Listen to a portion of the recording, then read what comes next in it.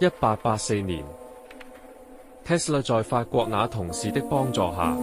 給他寫了介紹信給愛迪生，令佢能夠直接進入愛迪生於紐約記公司工作。愛迪生亦從那法國同事中得知他的工作能力，於是放心交付很多不同工種讓 Tesla 去做。實際了解後，更派去俾商界大亨 Henry Villard 持有寄遠航郵輪公司入面寄 Oregon 號去解決電燈問題。呢架郵輪係有史以來第一艘有電燈配備嘅蒸汽郵輪。喺 Tesla 來到之前，曾經有技術員為郵輪配置及安裝發電機組試行運作，但由於發電機既不穩定性，而令機組受到嚴重損壞。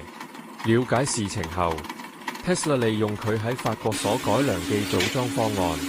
去修理呢組發電機系統，及再次順利完成工程。短時間便能解決了問題，令愛迪生為此表現出好驚訝，仲說出 Tesla 係一個絕對不平凡的人這一番話。damn good man。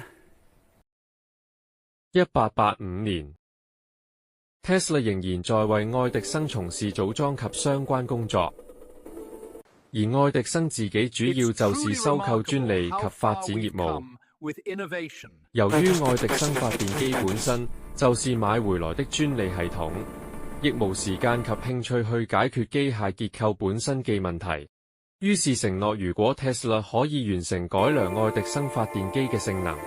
就會發5萬美元俾佢當作獎金。而 Tesla 嘅能力超出咗愛迪生嘅預期，不單從整出新既直流發電機系統，並同時設計出24種唔同類型機器去應對不同需要，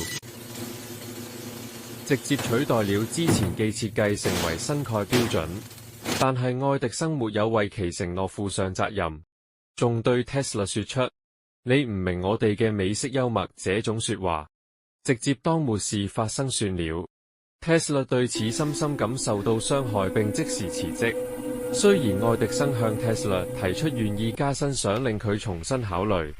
但係 Tesla 堅決拒絕了。